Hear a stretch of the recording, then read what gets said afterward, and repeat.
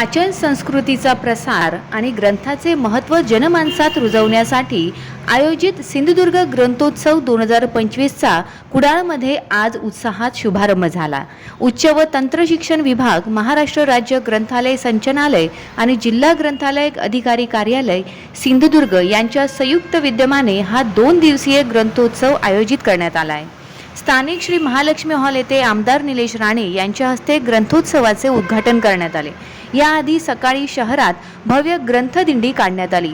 वाचनालयापासून सुरू झालेली ही रॅली शहरातील मुख्य मार्गांवरून महालक्ष्मी हॉलपर्यंत पोहोचली। या ग्रंथदिंडीत शालेय विद्यार्थ्यांचा उत्स्फूर्त सहभाग पाहायला मिळाला। पौराणिक व ऐतिहासिक वेशभूषेत सजलेल्या बालकांनी रॅलीला विशेष आकर्षण प्राप्त करून दिले। ग्रंथ आमचे साथी अशा घोषणांनी संपूर्ण परिसर दणाणून गेला। या दिंडीत नगराध्यक्षा प्राजक्ता बांदेकर, संध्या तेरसे, संजय वेंगुर्लेकर यांसह अनेक मान्यवर सहभागी झाले होते। उद्घाटनानंतर स्थानिक बालकलाकारांनी सादर केलेल्या दशावतारी नाटकाने उपस्थितांची मने जिंकली।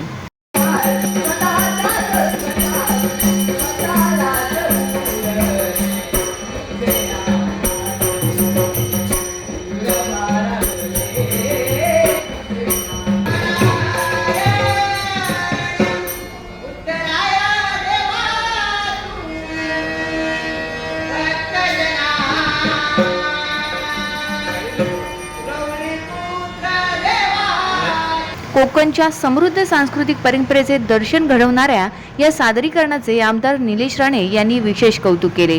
दरम्यान ग्रंथालय संघाच्या पदाधिकाऱ्यांनी ग्रंथपालांना भेडसावणाऱ्या समस्या आमदारांसमोर मांडल्या।